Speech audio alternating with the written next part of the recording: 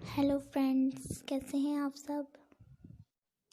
Friends, आपको खांसी या जुकाम या ठंड से और कुछ या गले में बलगम वगैरह तो कुछ नहीं हुआ है। अगर हुआ है तो हम उससे बचने के लिए एक घरेलू नुस्खा लेकर के आए हैं। फ्रेंड्स, ठंड में अक्सर खांसी जुकाम हो जाता है बहुत ज़्यादा, और हमें मेडिसिन खाने से भी बहुत फ़ायदा नहीं मिलता है। तो आज हम आपको बिना मेडिसिन के खांसी जुकाम से छुटकारा पाने का एक घरेलू नुस्खा बताते हैं। फ्रेंड्स, अदरक ले लीजिए और लौंग ले लीजिए, इलायची ले लीजिए एंड तुलसी के पत्ते एंड अमरूद के पत्ते।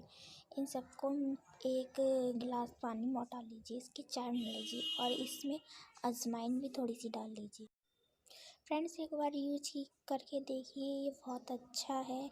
इसकी चाय बना के पीने से बहुत फ़ायदा मिलता है। ये सब चीज़ें बहुत ज़्यादा गर्म होती हैं, इसीलिए हमारी खांसी जुकाम बहुत जल्दी ठीक हो जाती है और ये सब चीज़ें हमें इजीली अपने किचन से मिल सकती हैं। एक बार यूज करके देखिए।